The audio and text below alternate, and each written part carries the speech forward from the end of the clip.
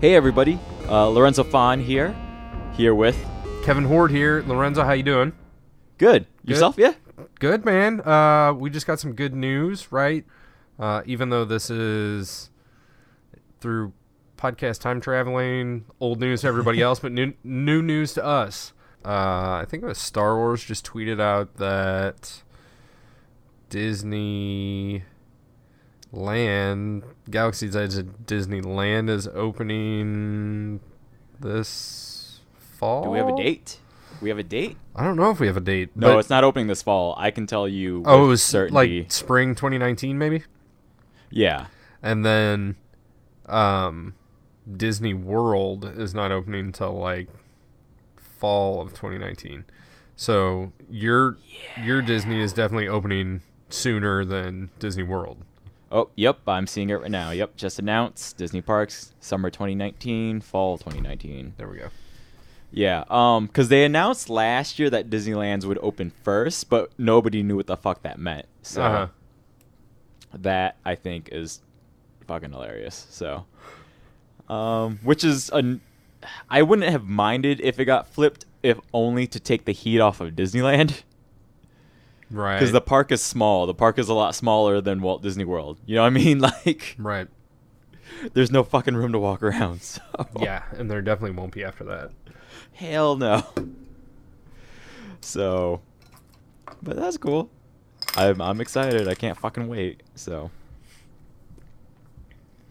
that's more than we fucking knew before. So, and in late fall, like what is it, like September, October for Florida, like. See, why I consider like September, October like early fall. Like late fall is like November. You're right. Yeah, November. Yeah, because then December 22nd is the beginning of winter. Yeah. Right. But I can't imagine they would open it like right before Christmas. Maybe right before Thanksgiving.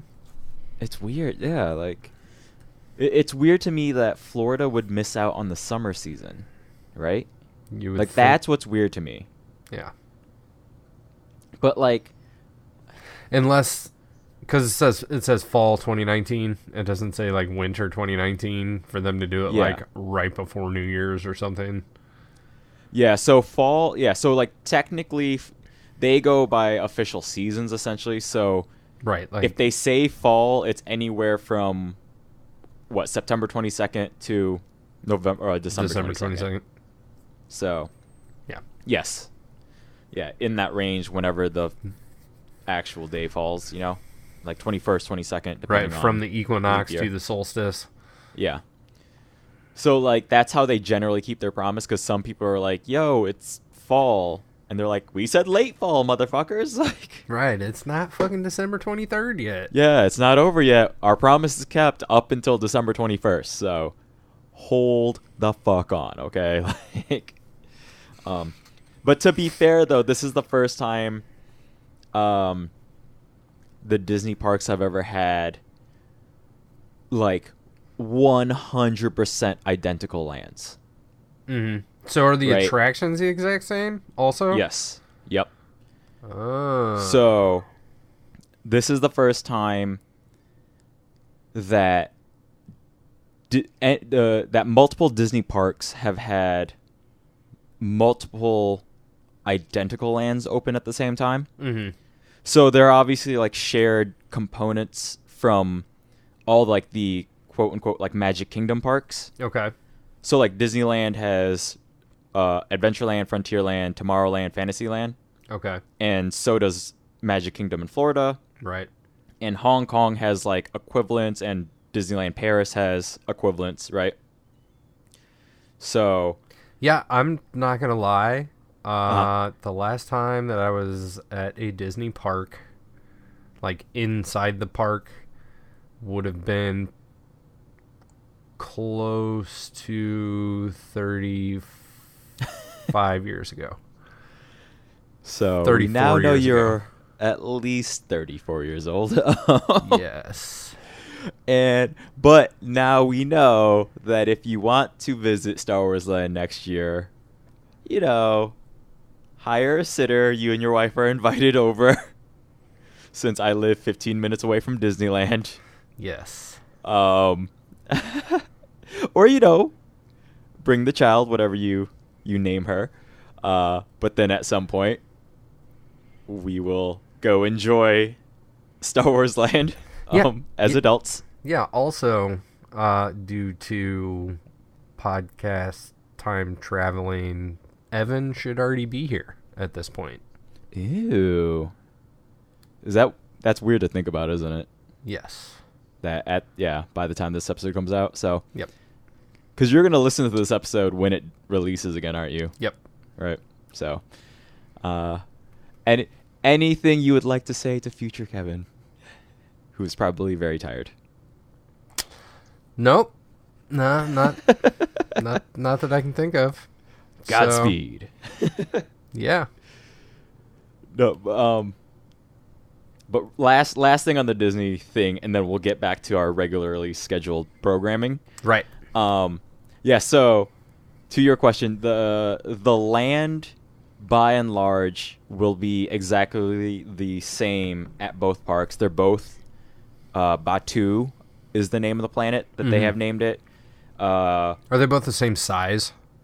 Yes, they're the exact same size. It's only how they fit in with their respective parks. Right, because the footprint will look different because they're up against a different sort of other footprint that they need to mold to, I guess. Yeah, exactly. So, like, for other Disney park freaks like me, if you're familiar with Disneyland, it's going north of Frontierland and north of the Rivers of America. Mm-hmm. So that used to be by Splash Mountain, there used to be a dead end right there. Okay. But now it's going on the other side of the river, so there'll be like a throughway behind the river that leads you through Galaxy's Edge. Cool.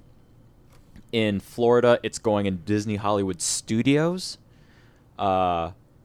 which I find interesting because, like, in Disneyland, it's going in the Magic Kingdom of Disneyland.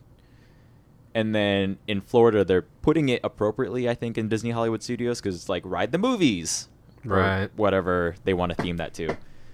So that's going where, like, Streets of America used to be at the end of, like, it's past where Muppets is, if you're familiar with that. So. Yeah, like I said, 34 years. Yeah.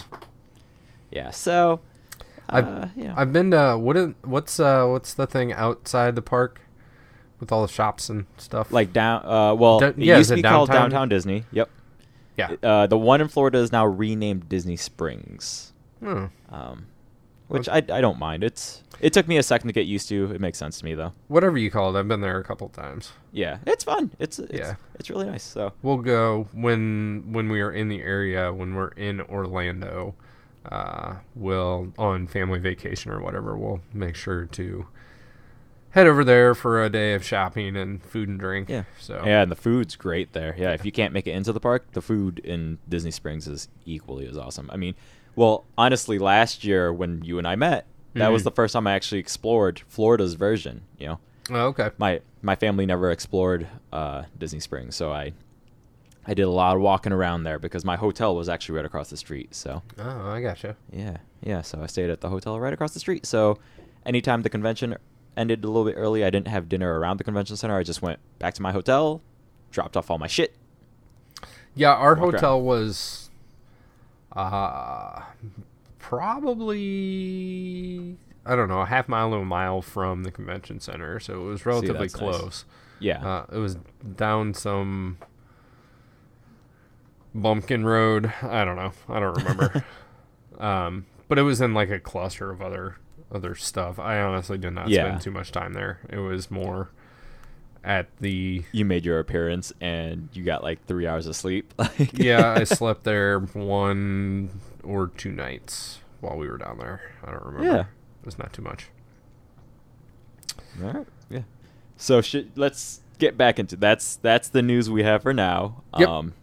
News segment over. It's not much, but it's more than we had before, you know. So.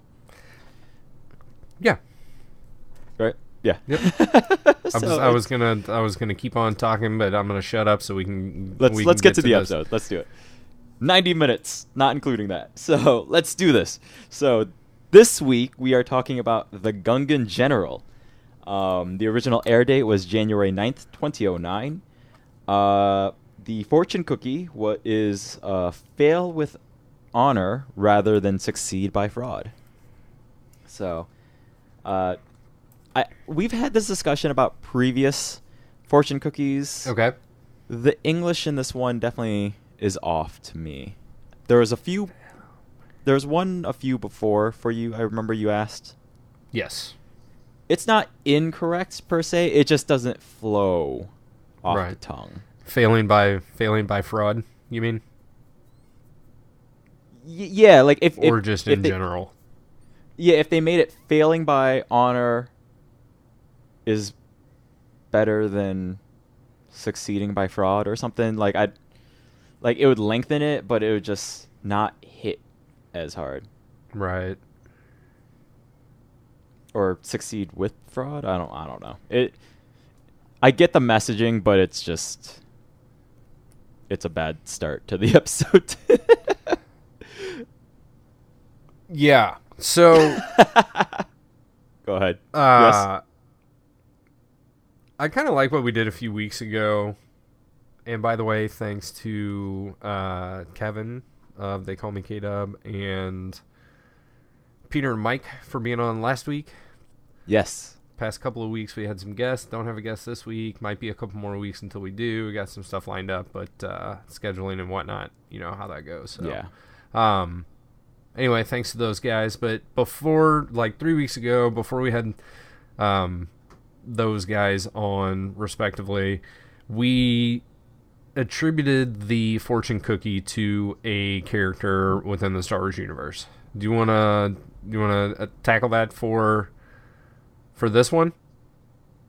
That's right. Like if we had to choose who might have said this fortune cookie, like we pretend it's a quote, and yeah, that is a fun game. But it's always hard because like my mind wants to link it to the episode thematically, right? So, and then I want to tighten it in to somebody who might have been in the episode that might have said it, right? But see, in this one, at that point, I would have to say then it would be like an Obi-Wan thing. Oh yeah, that would be he's the only character that would feasibly say this of the ones that appear in this episode. Okay. Right. Because we haven't got to plot, but we have roll call. We have Hondo is back and named in this episode. We finally learn who that guy is. We learn his goddamn name in the newsreel. Hondo, Anakin, Obi-Wan, Dooku, Senator Karras, Jar Jar Binks, bunch of clones, and then like a cameo appearance by Palpatine. Padme makes an appearance. Right. Mace and Yoda, I believe, are in there. I believe so. They're in the room. Yeah. They're just like, are they? We'll get to there. We will get to that. I have questions. I don't know if I have answers, but I have questions. Yeah. Yeah. We'll get there. So, trying to tie this fortune cookie thematically, yes, out of those folks, Obi-Wan is the only one that would ever get close to saying something like this. Obi-Wan it is. So, Obi-Wan. Moving on to the episode. We are continuing after last week's episode, where Dooku was captured, and the Jedi were hanging out with the Weequay banquet going on, right? Yeah. Their drinks were drugged, but they did an old Princess Bride switcheroo. They did the switcheroo, both of them. And with some they were fine. Foley work there as well. Yep. So they were fine. They were cheersing. The two dudes next to them fucking passed out, possibly died? I think they died. I think they're Did dead. you count those as deaths? Yep, On-screen deaths? Yeah, they're dead. Yeah, well, okay. Yes, but I don't I'm only logging clones and clankers. Clones and clankers. Shinies and clankers. So yeah, they died. They died in my book, but they didn't. They didn't make the spreadsheet. Yeah, that spreadsheet would be way too big. Oh, yeah, if we're counting all death. So, oddly enough, we start this episode with Anakin and Obi-Wan locked in a jail cell. Because I don't fucking know. Like, they don't fucking know. They barely mention it. Or they mention it, but they barely have any recollection. Obi-Wan was like, you're the one that was drinking. Like, I only had one. Clearly, they were drugged. My first note is Annie and Obi got drunk and ended up in prison. Yep. So there's a clever little thing here. Like, yeah, they got their little talking about whether or not they were drugged or how much they had to drink or whatever. And since we can only view what the camera is showing us, you can't see the rest of the room. And as they're bickering, Dooku stands up and he's basically like, why don't the two of you just shut the fuck up and figure out like what you're gonna do about the situation? Yeah. And I think Annie turns to him and is like, oh, you're here too? Like, clearly they would be able to see him the entire time. Yeah, they're in a jail cell. It's not that goddamn big. Like, it is pretty roomy for a jail cell, I will say that much, because like but Anakin is all... Go ahead. They're also all chained together. Like, yeah, with like energy chains. Yeah. So, yeah, I don't. The logistics of this intro are weird because going back to last week, the complaint that I had, and I believe the three of you all reflected as well, was that the episode kind of just ends. There's no resolution, but neither is there really a cliffhanger. Yeah, it just stops. Yeah, it just stops and credits. Cue loud music, right? Cue loud music. So, what's weird is if this is the start of this episode, there would have been a perfect opportunity to really leave last week's episode on like a pretty awesome cliffhanger if they did go ahead and drink the poison. Right. And you're just like, oh shit, like we know they can't die, but like what the fuck happened? So you're saying that like they don't do the switcheroo? Yeah, like you know what I'm saying? Like just I do. From a writing standpoint, everything about cuz this is a two-parter, but if you think of it as like a sequel, it's the sequel that there are sequels that undo things that wrap up in number one, but because the writing was so bad in that last episode and wrapping things up, it's trying to do something that was never done in the first place. It's like a payoff to something that wasn't set up. Yes. Okay. So it just frustrates me even more. Okay. Where if this is where you're starting, why didn't you leave us in like crazy suspense, right? Yeah. Like we already know Anakin and Obi-Wan have to make it out alive of the entire series. But like there still would have been a shock of like what the fuck just happened if they somehow missed the poison. We see him going down. Yeah, and like Hondo's like standing there maniacally laughing or something, right? That would have been good. So like if instead of at the end of that episode it was like a pan back showing them drinking and their two cantina neighbors dying, the two of them taking a drink and then that realization in their eyes that something's not right. Yeah. And you could fade to black with some Hondo laughter. Exactly. Then cue the loud music, right? Yeah. Like it just... Because it's not like they were mid-season and they didn't know if they were going to be picked up for the rest of the season or anything, you know? Like... Yeah. They knew that there were more coming. They had made them. Yeah, so, that would have been even better if the release would have been like season 1 episode 10, because that was in December of 2008, and then like if that's when Dooku Captured came out, right? And then they had like the holiday break, and then they come back in January. Like that would have been awesome. That would have been a solid thumbs up for me. Yeah, just that little tweak. Yeah, exactly. Just because you're like, oh, okay, like we know the story isn't ending, so like, oh shit, now, like, give me a reason to want to watch the next one, right? Right. So, in this light, I just want to retroactively go back and thumbs down even harder for last week's episode. Right? I don't think it can get any further down than it was last week.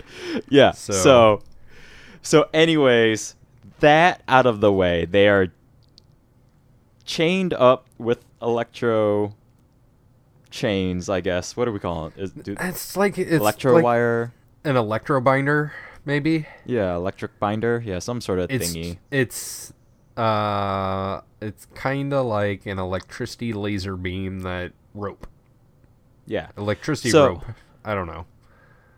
I have a question that just came to me now. I didn't even write my notes. So, stormtroopers have physical binders. Yes. They have physical binders in this episode also. So, under what circumstances are you using physical binders, and under what circumstances are you using, like, electric binders? Gotcha.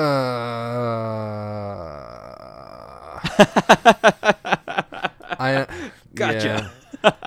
I don't know that there's any definitive, like, I don't know that there's protocol for it. So, under these circumstances you have to use this, or under these circumstances you have to use this.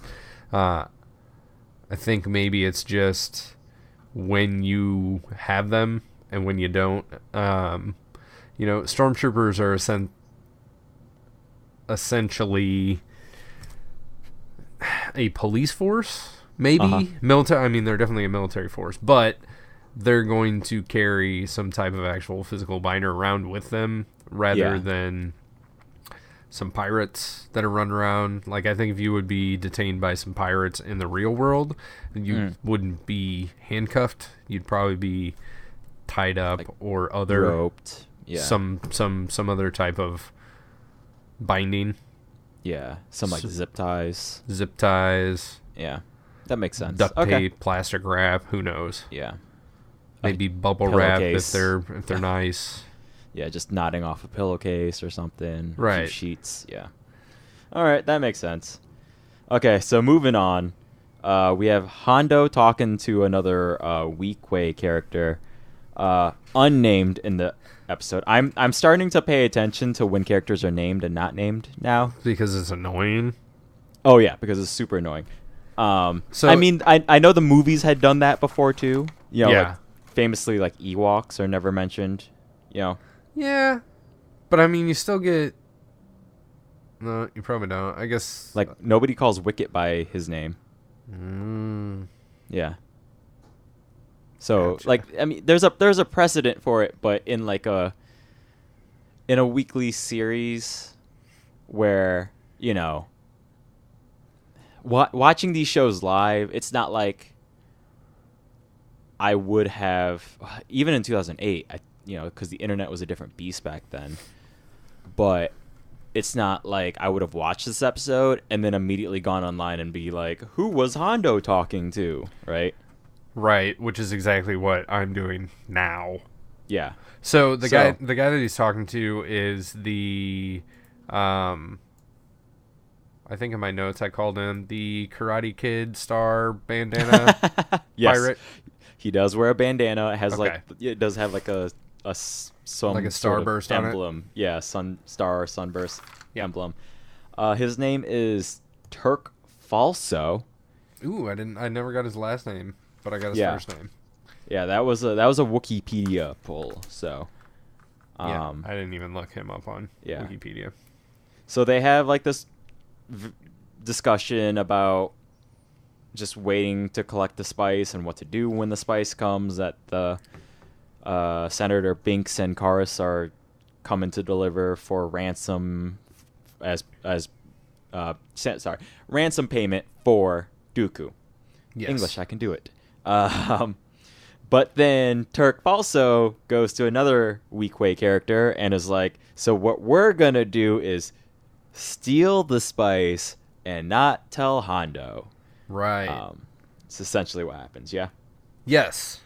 And so Karate Kid, Star, bandana, pirate guy, Turk is talking to pirate with an eye patch. Yes. Yes. Okay. And then, so pirate with an eye patch is like, I don't know, can we really do that? Because, like, Captain, I think he calls him Captain Hondo.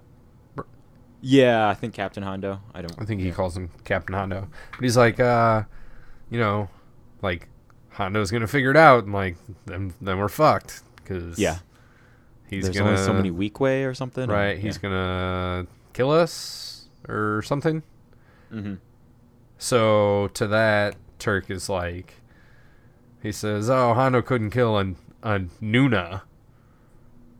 He said that's what he's got me for. So I looked up what a Nuna is, right? Yeah, please explain because I got nothing on that one. This is essentially I called it like a space chicken, but okay, I think it's actually described more closely to like a space turkey. They are from Naboo. They have no feathers.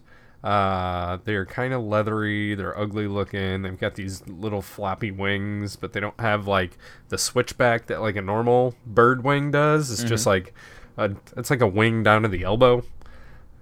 Okay. And they're kind of ugly looking, but I guess I shouldn't judge them. There's a thing called Nuna Ball, which I guess is an organized sporting event where people take Nuna and they use them as like a soccer ball or a football and kick them around.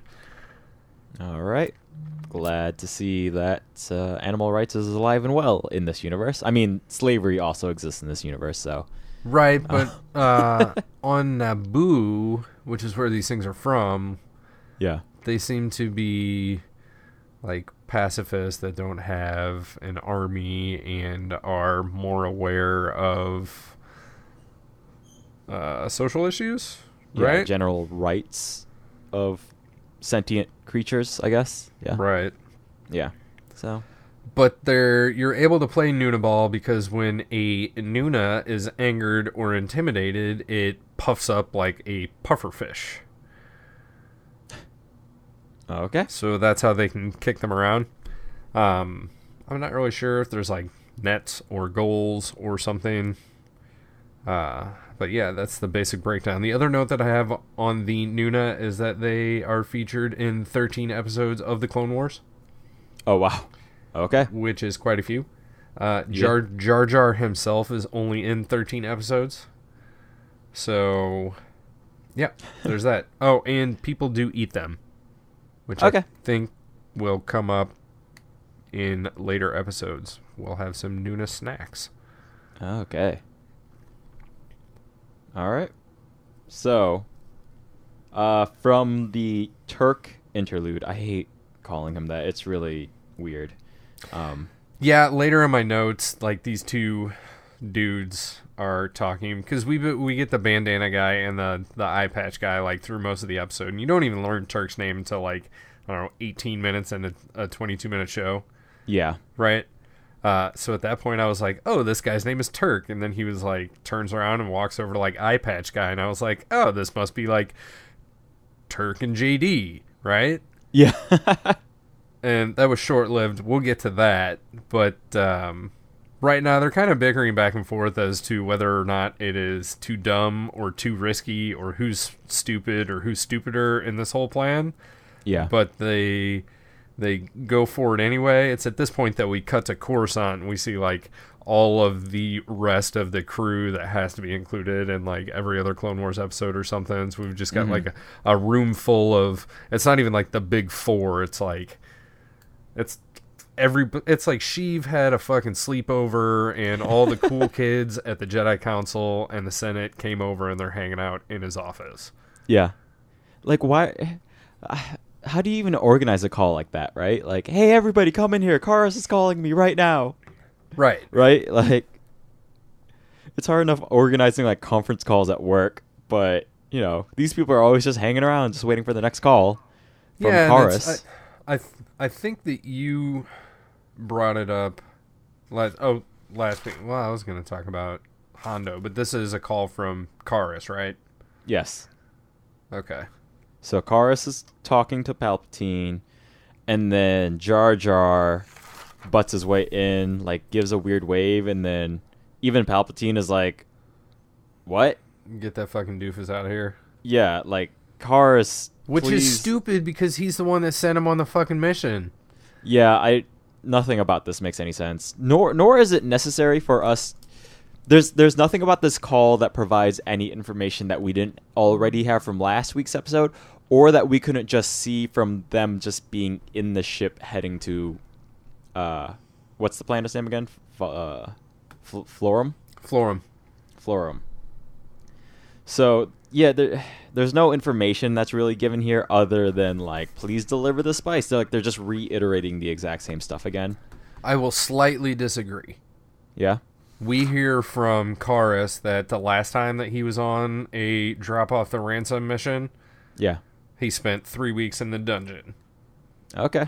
So apparently, the Republic is just like willing to pay out ransom. Like, you know, you just grab somebody like, hey, I need $47, and they're like, okay, cool, Karis, go. You know, hey, you're up again.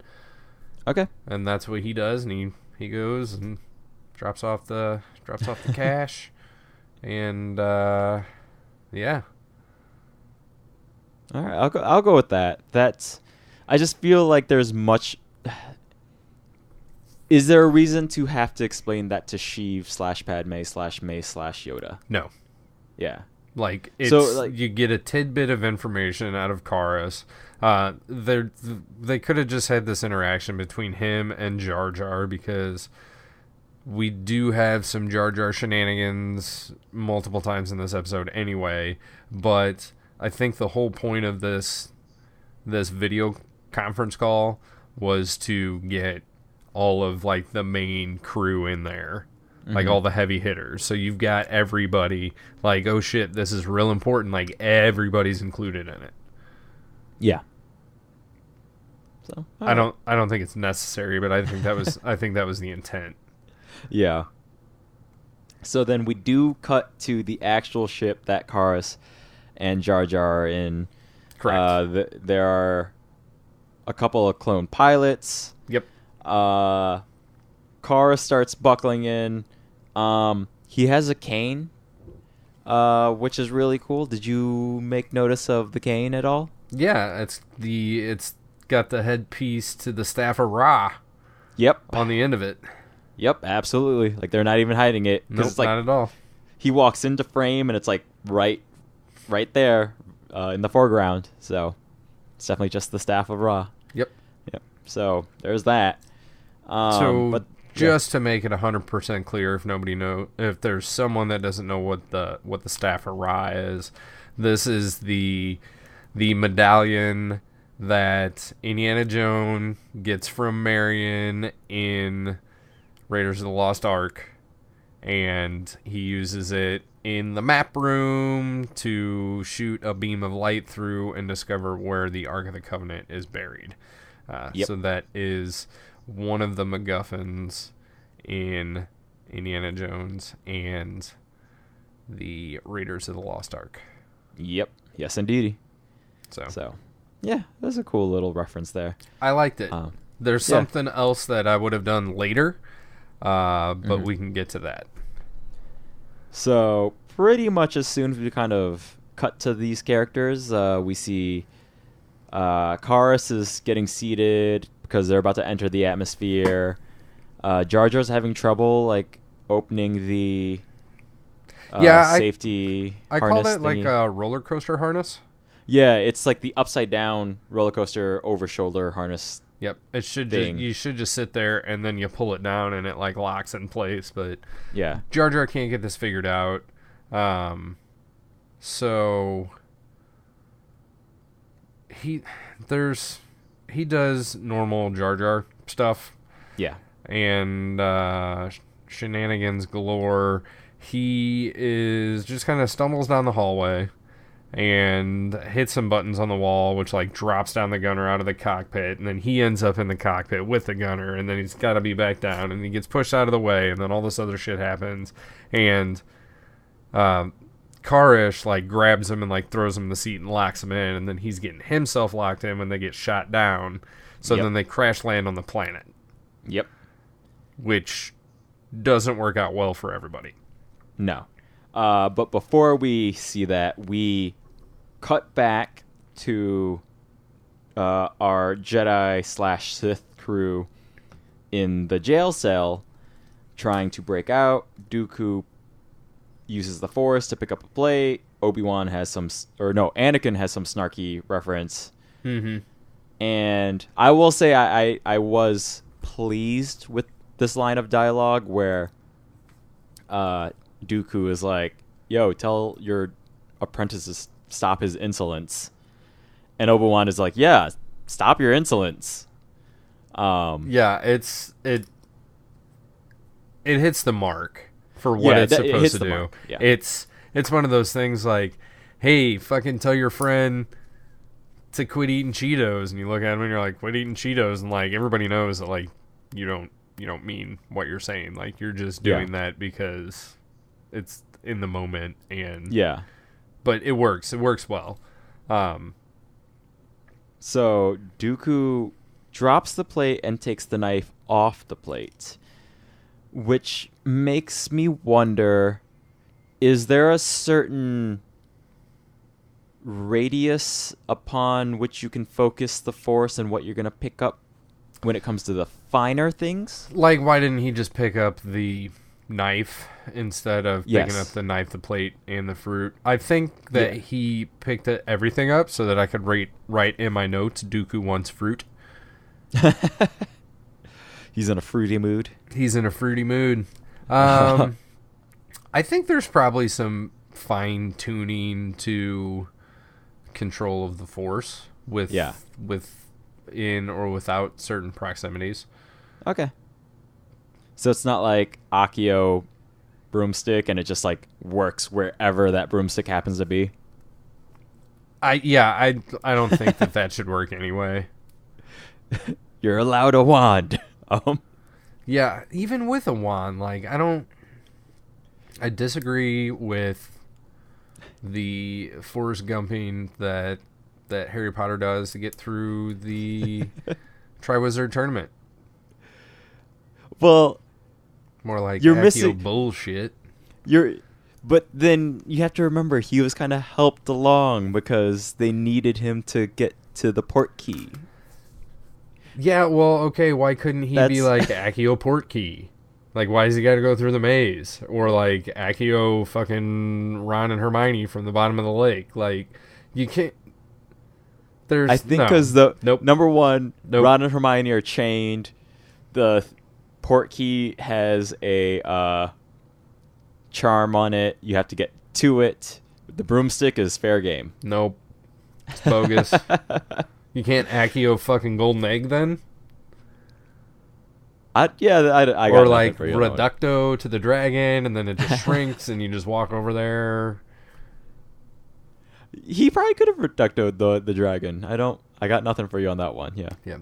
Because how did everybody? Because like what? Oh, we're off topic. That'll be in our other podcast. These aren't the wizards you're looking for. So clever. So. We have no answer on why he couldn't pick up the knife from... And it wasn't even that far of a distance. It was probably like, 5-10 feet away? Yeah, I think it was just to... Just get the line out about being insolent? Like... Yeah. Because didn't Annie say something to him like, what are you fucking hungry? Like, why don't we figure out a way out of here? And you're just like trying to eat some food. Yeah. So, I think it's like the first setup for the quit being insolent joke. So yeah, that's all right. Which does continue on. Yeah, it all works for me. What also works for me is when Dooku takes this knife, like slams it into this lock, and like picks the lock, right, opens the door, and then he's basically like, well done, Dooku. Like he just congratulates himself, and then Obi-Wan just kind of looks at him and he's like, Impressive. Like, nice. Sure. Like, Good. Well done. Yeah. Good job. Let's go. Tip the hat to you. Let's move on. Yeah. So then we cut back to Jar Jar. There's a lot of cutting back and forth with this one. Was it, I think last week or the week before, I mentioned that the more we watch of these, the more you notice how many cuts there are. Yeah. And what's weird is that as we move on, it seems as if like the A and B plots just get choppier and choppier. I don't know if it's because I'm noticing it more or because they are, in fact, getting choppier and choppier. I felt like the A-B plots here were pretty solid in this episode. There was, I know, an episode within the past couple of weeks that I like. One of my notes was, what is plot A? What is plot B? Like, is there a plot C? Like, is there plot in this? Like, I don't even know what the fuck's going on. But this one is basically like, plot A is the Jedi stuck with Dooku. Plot B is the Gungan general. Yeah. Which the only Gungan that we've seen so far is Jar Jar, so we can probably assume that is... He's the one. He's the one. Yeah. And plot A and plot B pretty well converge towards the end of this episode.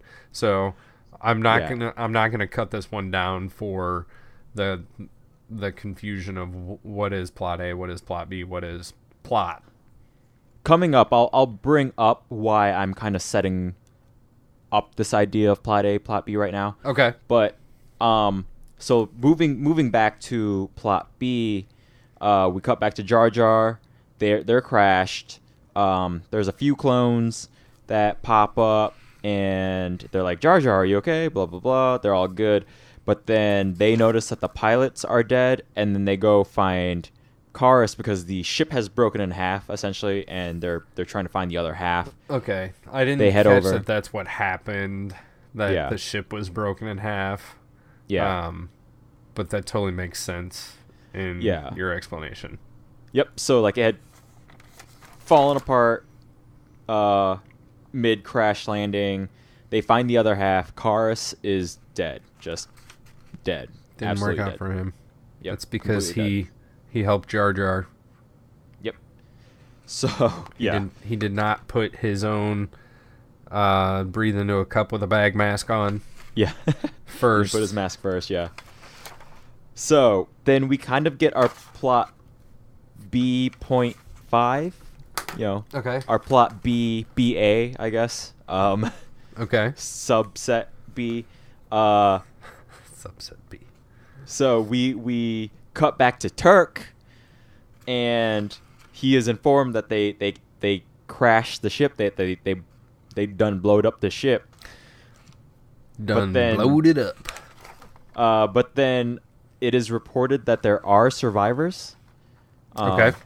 I'm kind of jumping over a few things here. Like there's a few more battles happen, blah blah blah. But then a few week way go back to Turk. There are survivors, and Turk is like, we need to kill them, obviously. What the fuck are you doing here? Go fucking kill them. Right. So they all get on, like, speeders and go after the survivors of the crash. Yeah. And we cut... Yeah, go ahead. I was going to say, can I slow you down for a minute? Go ahead. They crashed on what is called the Doshar Fields. Mm-hmm. So I was looking into what the Doshar Fields are. And it's simply like a geographical location on this planet of Florum. And like the Wikipedia article basically just talks about how it's got these geysers and the animals that are on there, which I know that I have written down, so we will get to what they are called, but they're like these rhino type things. That's like all that it says. And it's weird because there's 2 or 3 times during this episode where they like it's specifically pointed out that like this is where they are. Mm-hmm. As though there's a bigger meaning to the location that they're at, but there doesn't really seem to be anything beyond just identifying the area of the planet that they are. That's essentially all I got out of it. It's just they happen to crash land here. Jar Jar goes to hide in the geyser, and the clones follow. Yeah. And then, And I'm glad that you brought that up, because my note on this was that, like, this is a solid, really clever idea. So these geysers they're acid geysers, so they're like spewing acid out whenever they go off, right? And that's not like Old Faithful where it goes off at a certain interval of time. But while the clones are kind of checking out the wreckage and they're avoiding being attacked by some pirates, Jar Jar notices that these big rhino-like creatures run away from the geysers when they're about to erupt. And so Jar Jar's like, hey, I got a great idea. Like, follow me. We're going to hide in there. And the clones are like, that sounds stupid, but okay, we'll follow you anyway. And Jar Jar gets in there and he's like, okay, we just wait. And when the fucking rhinos run away, we run away. And I was like, this is actually a pretty clever plan, until they started climbing out. And then it takes them like way longer than it would for the eruption to actually happen. Yeah, the clones make it out okay. It's Jar Jar is bringing up the rear for some reason, even though we've seen him do some like tall leaps and fucking like spinning somersaults and shit into the water in Phantom Menace. So I agree with you that it is the one moment with Jar Jar where even I was kind of like in shock of like that's a sound plan. That's sound logic. Absolutely sound logic. Yeah. Like, nothing wrong with that. Pay attention to the nature, and the nature will guide you. Like, fucking yes, that makes all the sense in the world. So that happens. Then we cut back to the Jedi plus Dooku. This is the scene that kind of... Go ahead. Back in jail? Question mark. Yeah, well, we see them sneaking around because this is post knife pick, right? Right. So Dooku picked the lock. Okay. They're out and they're sneaking around. They find the door key, and then the lizard monkey, is that what that is, right? The Kowakian monkey lizard, yeah. Monkey lizard, yeah. Sees them, and then simultaneously, Annie, Obi, Dooku find a door key, or they take down one of the Weequay, find a door key, open the door key. There's a bunch more of them in there. At the same time, the monkey lizard alerts other Weequays, and in like the span of 60 seconds, they're back in prison. Like, this is the scene that kind of bothered me regarding the AB plot structure, because this one essentially just takes them back to ground zero. Right. So it's not like we invested that much time, but the fact that we even had like 60 seconds of them sneaking around, and then the scene of Dooku like picking a lock, but then now they're back, like... Yeah, so far they have snarked at each other. Yes. Dooku stole some fruit, used a knife to pick a lock. Yep. Beat up a Weequay. Check. He dropped a key, and he picked the key up. Yepers. The Obi-Wan is like, I don't know if this is gonna work. You know, is it safe? It's safe. Is it safe? Yeah, it's safe. Okay, it's safe. All right, let's go. Open the door. More Weequay back in jail. Yeah. And then, like, the only thing I can see that they wanted out of the scene is that Hondo expresses, like, disappointment with them, that they would try to escape. Yeah, he says something like that later. He's like, oh, all I did was take you capture, and, like, I gave you the comfort of my home, and you tried to leave. He's like, why couldn't you just cooperate? Yeah, like, I don't know why that... The exact same thing could have just been accomplished with like a scene with him just talking to them, like, "Hey, you guys are my prisoners. Deal with it." There's not really anything Hondo's giving here that we wouldn't already get automatically from a captor, jailer, and captive, jailed relationship, right? Is this part of that fail with honor nonsense? No, this is so far from that. I don't even know. Like, okay. Like, that they failed in trying to escape prison. Like, I mean, Yep. wouldn't escaping prison just kind of be like the natural instinct to want to do? I guess so. And I kind of feel like this stuff with the escape, not escape, escape, not escape, in prison, not in prison stuff Yeah. would have been more effective if it would have just like pitted the three of them like mentally against each other, like locked in a room together. Yeah. And then we could have plot A be Jar Jar shenanigans. Yeah. We could have plot B be Karate Kid pirate shenanigans. Yeah. And then we could just kind of cut back and forth to like check in on how our hero and Sith are doing. Yeah. Like take the locked room genre, which by this point had existed all over the place. Like in 2009, this would have been like the height of it. You had Saw, you had Buried, you had not the Disney movie, but Frozen, where the three skiers are trapped on the fucking ski lift horror movie. Interesting. Right? I never did see that one, but the trailer really tries to explain why they can't get off the ski lift. Like, wolves show up. They show, like, in the trailer, one of their hands freezes to the bar, and that's the danger they're in. What else is there? There's, like, The Descent. To me, The Descent is, like, the masterpiece of kind of a trapped in a spot movie. You know, you had Kill Bill. She's trapped in the coffin. She has a flashback to Pai Mei. Gets the fuck out of there. What's the other one I was just thinking of? Devil, I believe, is the M. Night Shyamalan produced but not directed movie where everybody's trapped in an elevator. And one of them might be the devil. I saw that one. Yeah, I saw that too. It was not... I did not enjoy it. It was kind of weird. And I saw it as a double feature at a drive-in. I was waiting to see Machete. I had to get through that one to see Machete, so I think that kind of didn't help. I think it's a PG-13 horror movie too, so you're limited in what you can do. No, there's scary. Like that.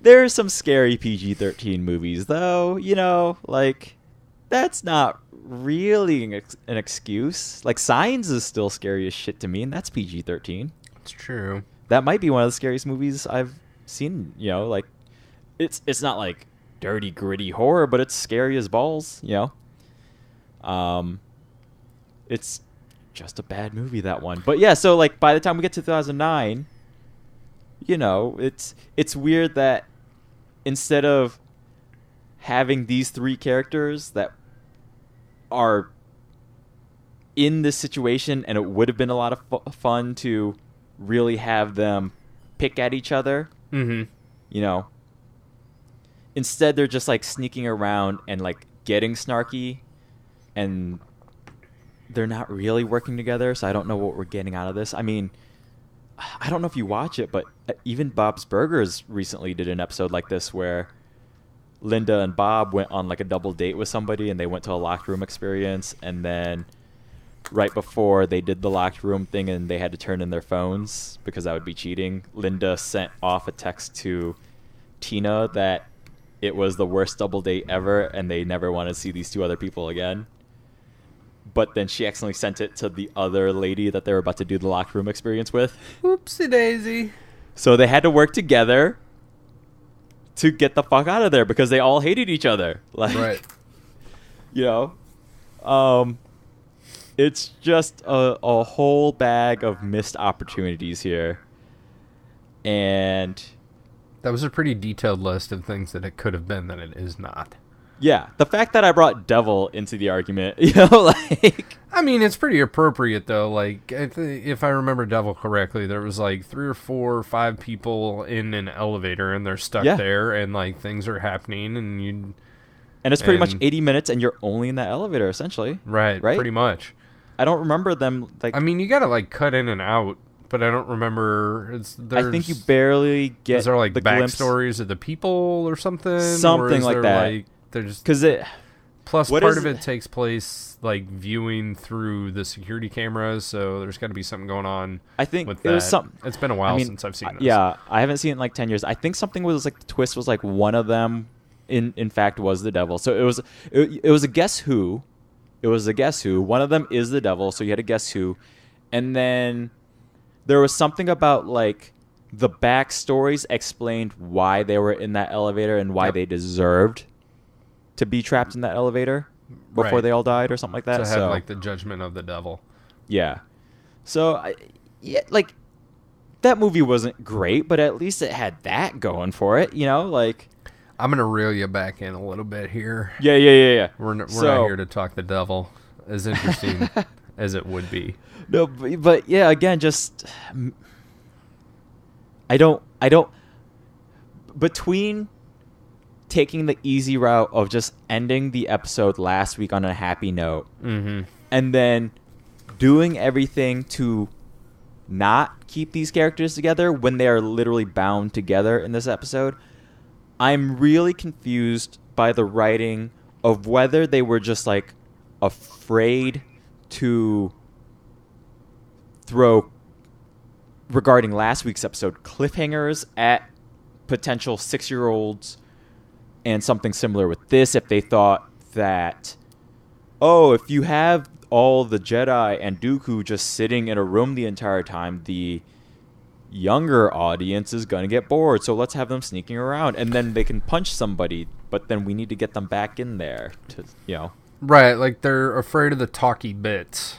So there's got to be more to it than that type of tension. Like the tension has to be visual, and it doesn't really succeed at that. No, and there's plenty of other and tension is exactly what's missing, and that's exactly what is frustrating me about this, and in fact, last week's episode too. Right. So, that's kind of my big thing on why the plot A, plot B for the last handful of episodes is definitely bothering me, and it's kind of coming to a head with this one here. So okay, I'll wrap that one up there. So where are we at? At this point, Hondo gives them a lecture on money and friends, basically. Yes. I don't know what that lecture entails, because that's all that I wrote was Hondo lecture on money and friends. Yeah, I wrote chats with them. So you had even less than I did. Yeah. We cut back to Jar Jar. He wants to bury Karis, which, good for him. He does the right thing. They bury him under some rocks. He sticks the staff of Ra on it. At this point, I think it would have been cool if there was like just a stray sunbeam or something that comes through and like hits it, and like it doesn't even have to have anything to do with anything else, but just to like have that happen, even if it's like in the background or something. Or if you want to include like the Jar Jar shenanigans in it, like he puts the staff in there and then they like go and do some other stuff, and then he gets like shot in the eye with a fucking beam from the sun that goes through, and he's like, "Ooh, Mia's eyeballs are burning, and I can't see." Well, knowing Jar Jar, it would have inadvertently become a weapon for them. Ooh, that would work too. Like, right. he shoots. See, we fucking got this shit. We'll collect our checks now, Disney. Like, just. That's right. We are gonna rewrite your shows that came out fucking 10 years ago. We fucking got this. No, one small thing. We don't have to stay long. Is it curious to you? I agree that it is cool that Jar Jar has the respect for Karis to bury him there. Why wouldn't they kind of hold on to it, or kind of put him in a safe spot, and then when they get rescued, be like, "Hey, by the way, Karis is dead. Can we take him back to his home planet for a proper burial there?" Well, I think the clones were ready to just like leave him behind, and Jar Jar's like, "No, we're gonna bury him." Yes, and I get that point, but again, just like in the grand scheme of things, like they know they're going to get rescued at some point, right? Like, or help will come. It's a senator is still alive, and 2 Jedi. Right. right? So it's just weird to me that Maybe that's why maybe that's why the clones aren't helping Jar Jar. They're like trying to radio to Coruscant. Yeah, they're like, yo, we will bury him, but like next to his family plot that he paid for when Jar Jar, like, help us get the fucking radio working, and we'll call and we'll get some help, and you don't have to like pick up all the rocks and shit. Like, yeah, we'll get some people in here. We'll finish our mission. We'll get him. We'll get out. Like, it's gonna be good. And Jar Jar's like, no, Misa need to bury. Yeah, because like Padme dies on that fucking moon thing, asteroid, whatever. Yeah, but they still bring her back to Naboo.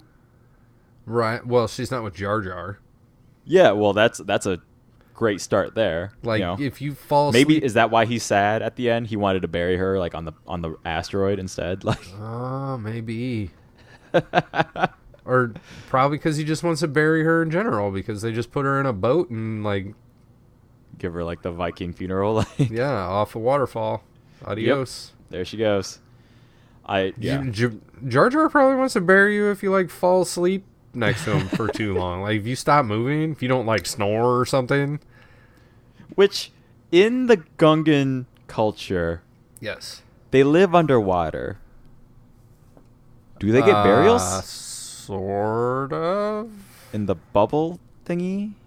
Swamps? Are they? Like, no, I was saying that they sort of live underwater. I think we'll have to get that. That's a larger story. Yeah. Okay. Let's move on. That we don't have time for. Back to the story. So, what do we got? At this point, my note is that Obi-Wan mind tricks a guard into getting drunk. Yep. And they escape again. Here we go. They're out again. This is escape number 2 or 3? Escape 2. 2. Knife is 1. This is 2, I believe. So they escape. Then we cut to Turk. Turk and the biker pirates. They get the spice. Binks wants to go after them. The clones are like, they just left on speeders. What the fuck are you talking about? They jump on the rhino thingies, which I do think is fun and a good idea. Yes. So this one, at least in a story sense, it is cool that they set up the animals, and here we are. They're riding the animals. Like, there is some throughput here in this plot to me. So they go after them. They get the spice back, right? Yep. Actually, no. There's another jump back. Hang on. See, this is why this one's crazy. So Binks wants to go after them, and then we cut back to Obi and Dooku before we see the animals. I skipped ahead. Yeah, and at this point I started referring to the Annie Obi Dooku trio as 2.5 Jedi.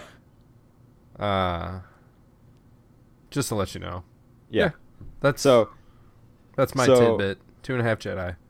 Obi mind trick, Turk steal spice, Obi Annie Dooku sneaking again. They add a joke. There's just another joke. I didn't write what the joke was. I just wrote adds joke. Do you recall what this joke would have been? I don't fucking remember. Because there's nothing here. Because we see them sneaking, and then we cut back to Binks and the clones on the animals, and then we get a fight scene. I have the joke, and it is funny. Do you have the joke? Go for it. Do you just want what Dooku says? Setup and punchline, I guess. Okay. So they're bantering back and forth, and Obi-Wan's like, "Oh, watch out, Dooku!" And then Anakin does something, and I can't read my writing. So, read what you. Oh, and what do we got? Yeah, Anakin's like, "Oh, forgive him. Remember, he's elderly." Because I guess Dooku's like attacking somebody or doing something, and Dooku just stops and like rolls his eyes back in his head and says, "I would kill the both of you if I didn't have to drag you." Oh yeah, that's the joke. That's the joke.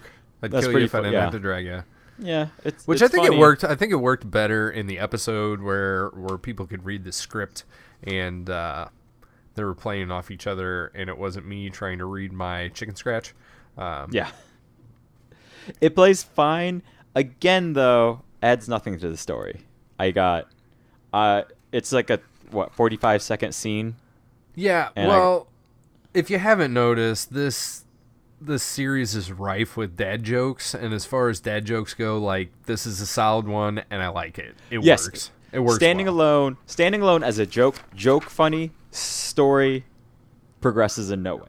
Those are two separate parts of my mind, right? So, right. Dad jokes will never progress the story. No. I mean, if there is something that we need to learn about the characters via the dad jokes, but there's just nothing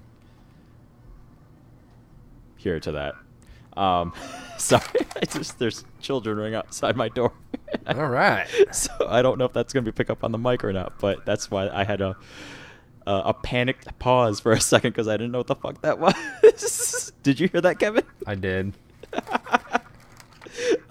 Anyways. We are being haunted by jovial child spirits. Yeah, the jovial spirits of Santa Ana.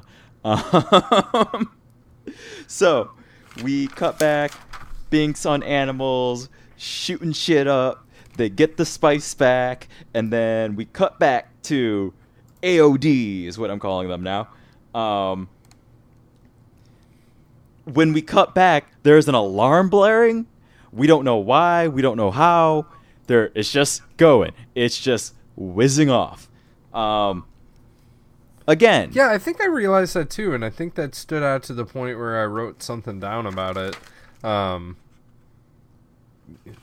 it's like cut back to klaxon, like yeah, like for one reason or another. Why didn't we just have like another 10 seconds of like another door opening and then somebody just hits the button? Like that's all I would have needed. But instead, like we cut back to chaos, and it's just like or have like one of the 2.5 Jedi, like, you know, Dooku would rather kill them, but he'd have to drag him around. So instead, he just like hits the fucking alarm button, like, get me out of here by any means necessary, like something. Yeah, again, it's just it's just weird sloppy storytelling that I don't understand. Like, we made time for the dad joke, but we're just gonna skip why the alarm is blaring. Sure, great, fantastic. And then Hondo finds them again, naturally. So, Hondo finds them again. Great. So then we cut back to Jar Jar, and another quick cut. It just shows them, so him and the clone seeing that there are power lines present. And that's it for that scene. So then we cut back to Turk. Turk is talking to Hondo and is telling them that that they were attacked and that like the Senate sent like a whole like armada to like take them down, and that Hondo needs to approve sending some tanks to help them. And Hondo's like, wait, what? Like, they were only supposed to send 2 senators, but yeah, if you need tanks, here are some fucking tanks. Yeah, Turk is just straight up lying to him about what's going on, because my question was, I said, Turk wants tanks, probably a ruse. And what I thought was going to happen is that Turk was going to get these tanks and go get his spice and then come back at Hondo. But it seems like something else happens. During this brief scene that you were talking about with Jar Jar, they're all on the space rhinos, which I still haven't figured out what those are called. Yeah. And they have boxes of spice. So do you think back to last week? Do you remember how much this ransom was supposed to be? I don't recall. No. But they said some... Yeah, go ahead. It's $1 million in spice. Yeah. And then it's only 2 boxes of spice. Well, no, it's actually... Right. At first I had like 8 boxes of spice. Yeah. Because they hang them on the side of the rhinos. But then I think it's actually like 16. So it's either like 8 boxes with like 2 compartments each. Okay. Or it's 16 boxes. So the rhinos either have 1 on each side that are subdivided, or they have 2 on each side. Right? Okay. Yeah. And then there's 4 rhinos total. So it's either a total of 8 or 16. If it's a total of 16, each of these boxes contains $62,500 worth of spice. Well, damn. It's a lot of spice. It is a lot of spice, but it's only about the size of a suitcase, right? Well, like, a brick of cocaine goes for a pretty high price, doesn't it? Like, I am not in the cocaine business, so I'm not really I'm not sure. either. So somebody who does a lot of cocaine, please tell us how much in debt you are. Right. I have no knowledge with cocaine, and Yeah. I'm not trying to joke around that. I have no idea. Right. But it always just seems like like Yeah, it's fine, reasonable amount, whatever, but Yeah. it still brings me back to the thing like could you imagine someone calling up the president of the United States, right? Yeah. And being like, "Hey, I've got Kim Jong-un, and I'll give him to you if you give me $5,000 worth of marijuana." And like, this is the deal. Yeah. I'm sure Trump would make it happen. Yeah. Yeah. And I think it's even Karate Kid star pirate guy that says Turk that is like rubs his hands together and he's like, "Ooh, this will be worth like twice as much on the black market." Yeah. So the black market's getting ripped off, I guess. So I don't know. And I know that they do have a plan so they're blackmailing and ransoming Dooku to the Republic. So when they get their new stash of spice, their plan is to then go to the Separatists with the Jedi. Yeah, like, cause So what was Hondo gonna do with Karras and Jar Jar Binks? I don't think he had a plan for them. He just wanted to get the spice from them, and then Binks and Karras would have just turned around and Would they have taken Dooku? Like, would he have given Dooku to them, but not let Annie and Obi go? Well, as far as Karras and Jar Jar are aware, Obi-Wan and Anakin just went to verify, and then their job is done. They just never checked up on them ever again. So the Republic doesn't know that they're captured currently. Based on the information I can glean and that I can recall right now, no. They have no idea Okay. that they are being held. Because the last anybody knew, they went to an intergalactic pirate weequay frat party. Yes. Yep. That's exactly it. Okay. So, because essentially it's still just like the very next day, right? So, like, everybody, if anything, like, if I told you on, a Friday night, like, yo, I'm going to a party, and you didn't hear from me for like 6 hours in the morning, the next morning, you would just be like, oh, he's just sleeping. Leave him be. Right. He's Right, probably not laser chained to an old man in a Exactly. barren room. Yeah. Like, there's Lorenzo just getting to the drink again. Oh, man. So yeah, that's the only way I can kind of justify why, because Jar Jar never brings it up, Uh-huh. and the one scene we do get with Palpatine and Padme, nobody really mentions that Anakin and Obi-Wan are missing in action, Yeah, I guess we do never see them again, huh? Yeah. So that's what we got there. You know who we do see? Who is that? Jar Jar. Yep, lots of Jar Jar. Yeah. Lots of Jar Jar. I wrote... Jar Jar made me write the words facepalm in my notes. Because he is looking through some viewfinders. Yes. And he says Bombad Clankins. Yep. And one of the one of the clone troopers is like, bomb bag clanking. Like, what the fuck is a bomb bag clanking? And he's like, yeah, it's a bomb bag clanking. He's like, here, look. And then he's just like pulling him around by the arm. Like, no, look over here, look over here, look over here. And then the clone trooper's finally like, oh, I see him. Yeah, bomb bag clankins. That's what they are. Yeah. Drops the binoculars down, and they're like 30 feet away. Like, you could have seen these. You could have seen these tanks from like.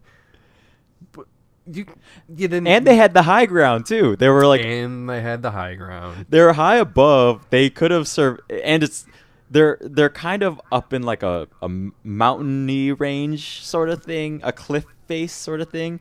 But everything else around them is basically flat. It's like a natural rampart that they were barricaded behind. Yes, yeah.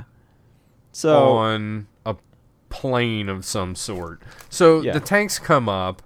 The clones are like, "Hey, you're the representative of the Senate. Like, go negotiate." Because they decided long ago in this episode that Jar Jar was in charge because he outranked everybody else because he has some sort of senatorial status. Yeah. I can't figure out if he's an actual senator or not. Because I don't feel like anybody calls him Senator Binks. They call him Representative Binks. He's a representative of the Senate, but I don't think that he is a senator. Didn't they refer to him at some point in Attack of the Clones as a senator? I don't remember. I think Padme refers to him as Senator Binks at some point. We will have to verify that before the next episode, just out of curiosity. Yeah, we'll have to look. I think that is brought up at some point. So, at this point, the clones, like the clone that says, like, hey, you should go negotiate, Jar Jar's like, ooh, this is a great idea, and walks off, right? Towards the tanks, yeah. Towards the tanks, and then the same clone is like, he's probably going to die. And then one of the other guys is like, no, I think he's smarter than you think. And I'm like, okay, I don't know where that came from, but whatever. Yeah, after everything we've just seen this episode, yeah. Anyways, what do we got coming up?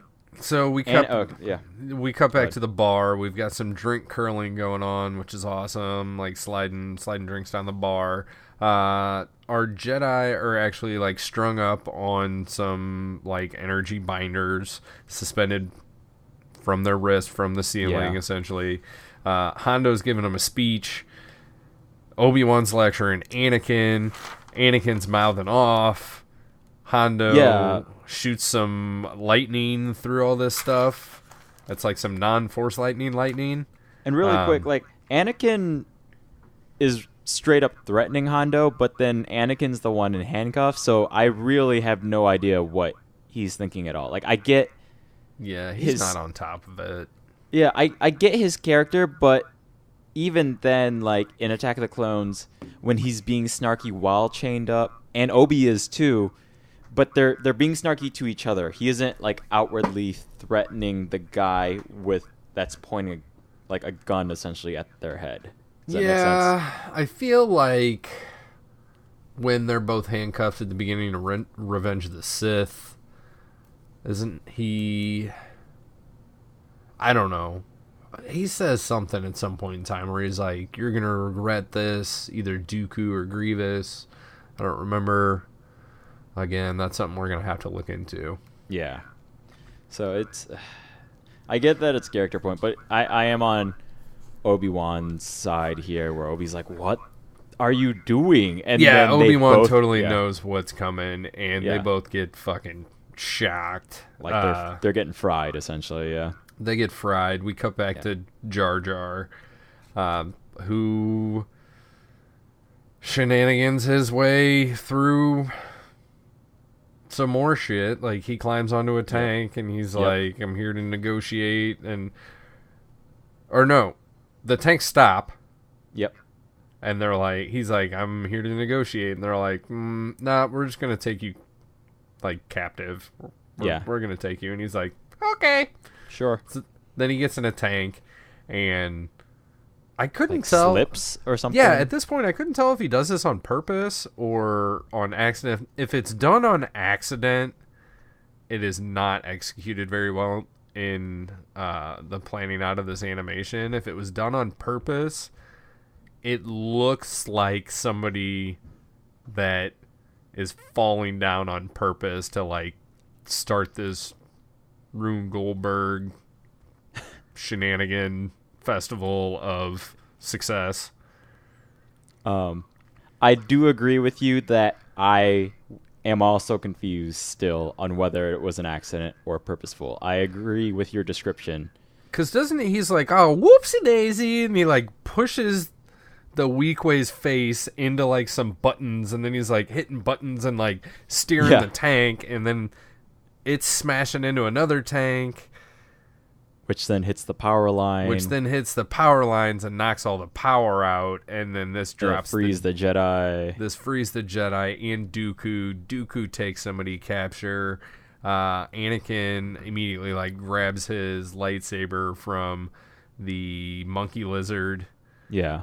Obi-Wan gets his lightsaber back. Like where did it? Where did it come from? Because the only lightsaber that Dooku had was Anakin's. Right. And his own. Yeah. And then when when Ahsoka saved them, and then they went and then got captured, he never had his saber. Like, I don't. Well, it goes back to the deal that Amidala made with Onaka. Like, we'll send the Jedi there to verify that you actually have Dooku, and then we'll send your ransom payment of 2 kilos and a 1 pound brick, right? And she was like, yeah, like we'll send him in unarmed, no problem, like no worries. Yeah. So where the hell? I think that was he hiding it in his prison pocket? I think Anakin was. Just right up there, just right up in that. I think so. Right back there, just in the. I think this is where Luke got the idea to. He hides his lightsaber inside R2, right? I think that. So is this starting off the legacy of hiding lightsabers in things? Yes. So real quick, going back, the animation on Jar Jar, whether accident or not. Yeah. Very unclear. Yeah. And yeah. And it's I just want to wrap that up because we did kind of leave that hanging for a hot second there, but yeah, it's totally unclear. Like, and per the character, you would think that it was an accident. Yeah. But the way that it looks like he says, "Oops," falls over on purpose, knocks this guy down, and takes control of the tank. Because like it reminds me of a slight or a much less deliberate version of the first Austin Powers movie when he's on the plane with Vanessa Kensington and he's like filling out the form, and then like he gets her to sit on that round bed that starts rotating.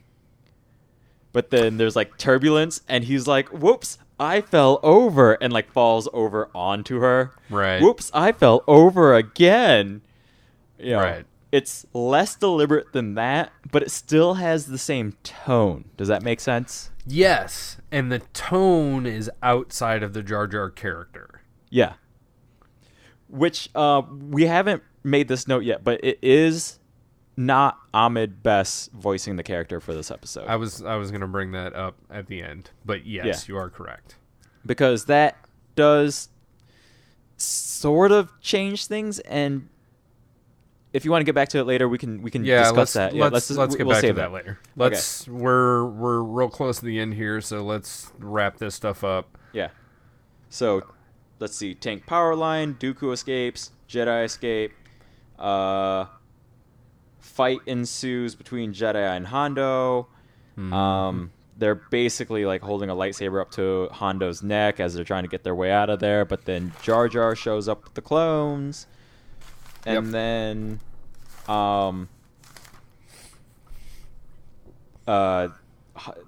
there's like this weird moment where it looks like they might take Hondo prisoner, but then Obi-Wan is like, no, let him go, because...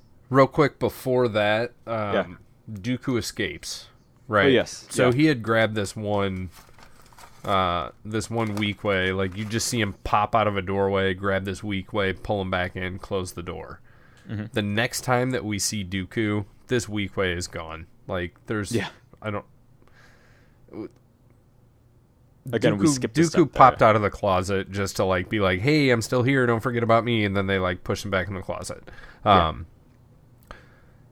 Turk and JD, bandana and eye patch, just walk out the door. They're going to escape. They're getting ready to get onto one of their flying saucers, and they have a little interchange back and forth where eye patch is like, oh, we're gonna leave without the spice, and Turk is like, yeah, we don't have the spice here. It's not going to take Hondo long until he figures out what's going on. Like, it's best for us to just go. Yeah. And then he starts, like, clutching at his throat like he's being choked. This is where we see Dooku, because Dooku force chokes him. Yep. But then he does something even cooler, and he picks him up and turns him around and has, like, Dooku through the force has Turk, like, pull his gun out. Yeah. Square up on Eye Patch. Eye Patch is like, oh, what are you doing? And then, boom, Eye Patch gone. And then you see Dooku, and he does, like, that wrist flick, grit of the teeth. And Turk goes down. Yep. Not getting back up. I said, nice Dooku moment. That he was gets cool. on the ship. Yes. This is when we're with Jar Jar rescuing the Jedi. Obi-Wan lets Hondo go. This inflames Anakin, and Obi-Wan's like, hey, hold on, hear me out. Because Hondo's even like, what the fuck? I don't understand what's going on. Yeah. And Obi-Wan says, like, we got no beef with you. Yeah. You know, you're not holding us hostage, so we don't have that against you anymore. We don't seek revenge. We don't want to stir the pot. Just let us go. You know, we'll call it even keel. Like, we're out of here. So, yeah. Question one, where's the spice? Yeah. So, because he does say, like, you would have got your reward, or you can still have your ransom if you got Dooku to hand over, and then, like, looks behind him and you see Dooku's ship taking off. His UFO's gone. But at the end of the scene, we see their ship take off. So when, I guess, Hondo got the spice anyway, maybe they're coming back for it. I don't really know. No, the clones probably loaded it when we weren't seeing or something. I don't know. Okay, to that I will say, we often see clones loading fucking boxes of shit. Yeah. In nearly every episode. And not this one. And I did not see them load. We did see boxes, but we did not see the carrying of boxes. We skipped a whole scene without seeing what tripped that alarm. So. Very true. At some point, there were box loading happening, and we skipped over it. There was probably another alarm that went on, and just, we're, like I said, they're skipping around a lot in this one. Next question. Yeah. Where the fuck did the Twilight come from? Did they fly it there? Because I don't remember them flying the Twilight there. I mean, it would have been in the last episode because they just woke up drunk in prison in this one. But why would it be right there? Yeah, I mean, it's like right outside. Is that where they docked? That's where they docked, I guess, right? Just to get there? Yeah, it's just like landed in the dirt. I thought they were like stealing a UFO. Like, because there's the section where Obi-Wan is like telling everybody like why they're letting Onaka go. Mm-hmm. He's like on a boarding ramp, and I was like, holy shit, they're just going to be like, he's going to be like, we'll call it even, like, we'll steal your ship and you keep the spice, like, you know, give him the finger and, like, see you later. And then when it takes off, I was like, it's the fucking Twilight. Like, I did not remember it being there at all. But Yeah, they would have had taken it there, and I guess it just was where they left it. Yeah. It's a poor planet.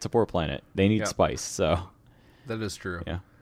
The last note that I have is that after Obi-Wan's little uplifting, we have no issue with you, and we don't seek revenge. Onaka, like, does a proverbial, like, wipe sweat off of his brow and sigh in relief, and he's like, he says something to the effect of, after everything we did, like, you're just gonna go. And Obi-Wan's like, yep, we'll just call it even. We're good to go.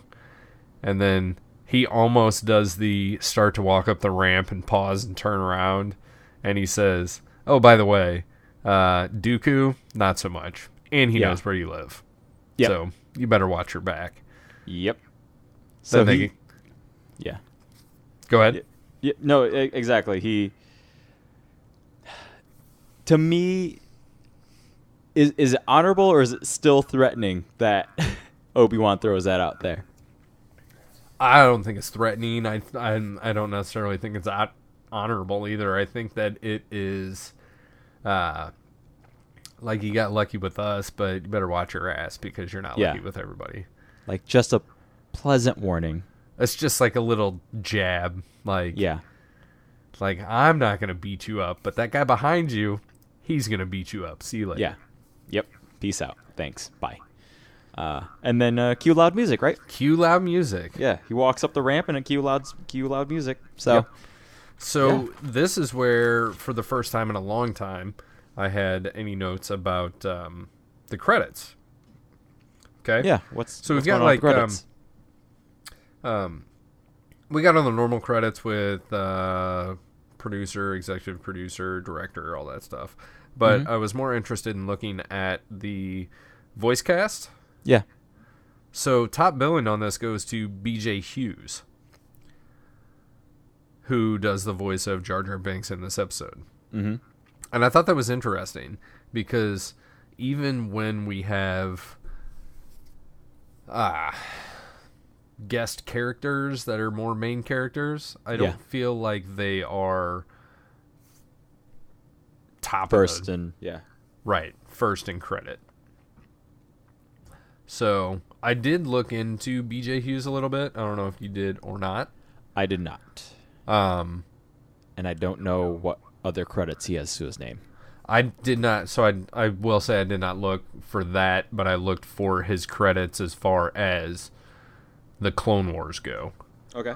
And as far as I can tell, he is on 3 episodes. This one, the Gungan General. An episode that is coming up in not too long, Blue Shadow Virus. Okay. That is from season 2. And then Mystery of 1,000 Moons, which I believe is way far down the line, like season 6. Oh, okay. I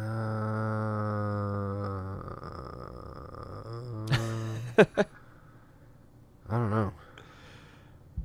Yeah. So what else about say his name again? B.J. Billings? Is that what it was? B.J. Hughes. B.J. Hughes. Yep. So why do do we have any reason as to why Ahmed Best did not come back for this, despite? I mean, the first episode we saw him in was actually an episode that was produced later, right? Yes, Supply Lines is season 3, episode 3. So then that one was Ahmed Best. Bombad Jedi was Ahmed Best. Yeah. So why come back for those but not this? And listen to this. This is why I could not find Mystery of 1,000 Moons. Because I was like looking in season 6, and it is the episode after Blue Shadow Virus. So they're right next to each other. Okay. And that's season 1, episode 17, season 1, episode 18. So it's this and the next 2 occurrences with Jar Jar in them are this other Jar Jar voice actor. But then it's only season 2, episode 4 is Senate Spy. So we'll have to see who does the voice for Jar Jar in that one.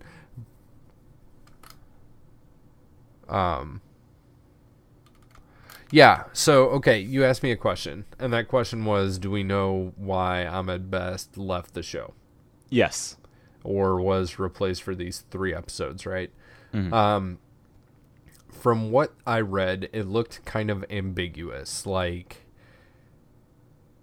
Dave Filoni had done an interview with somebody, and I guess he was asked about Jar Jar's character or about BJ Hughes voicing Jar Jar, and Dave Filoni just kind of brushed it off as, yeah, we got another voice actor like taking care of it right now. And then it was later came out something about Ahmed Best having left the show due to other commitments or something, but I feel like I need to find out who does the voice on Senate Spy. Well, because it makes sense that, say, Christopher Lee and Samuel L. Jackson come back for the movie, but as to dedicate themselves to the entire series, that makes sense, right? But what's confusing to me is that Ahmed Best kind of comes and goes, right? That's the part that kind of confuses me on the voice acting. I get that timing is an issue, he's busy doing other stuff possibly, but just that he comes and goes is kind of the thing that does confuse me, especially when we last saw Jar Jar not terribly long ago. Side note, Ahmed Best is 1 day short of 9 years older than me. Oh, interesting. So how about that? Yeah. So, yeah. Anything else you got to say about this episode before we kind of wrap things up? Or the only other thing that I have to say is that it looks like it's just those 1, 2, 3, 4, 5, 6, 7, 8. It might just be those 3 episodes that we have somebody else doing Jar Jar, which is interesting. So the explanation behind it doesn't really make any sense at all. Yeah, so there you go. Maybe we'll learn more about that. I will say Jar with BJ. Yeah, I will say with BJ, like he gets Jar Jar's to, in terms of trying to remain consistent in this universe. Like James Arnold Taylor definitely gets all of the Obi-Wan mannerisms of both Alec Guinness and Ewan McGregor down. Yeah, James Arnold Taylor is an amazing Obi-Wan. Yes, absolutely. I don't know their actual names, but the woman who does Padme, I think, sounds a lot like Natalie Portman. Gets her tonality down right.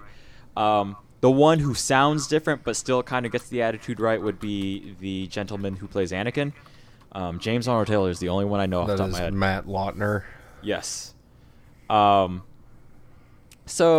like, I get that they're different actors. They're going to sound different.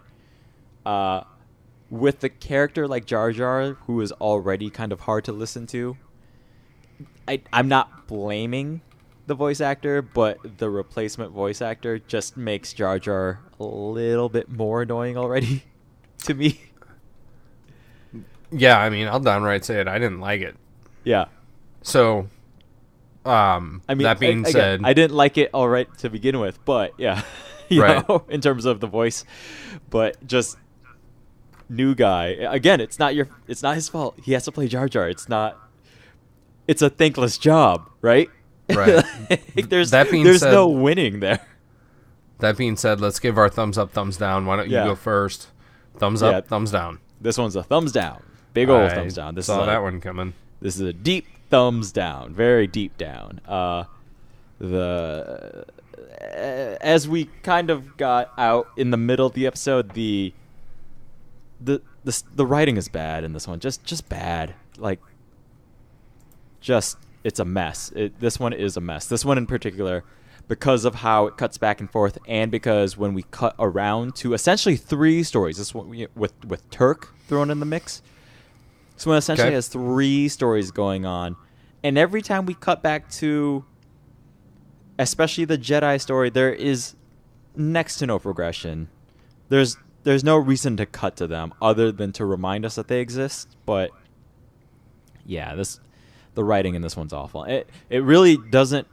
If anything, the Jar Jar storyline is the strongest. It's the one that actually has progression. Right, I agree with that. Yeah.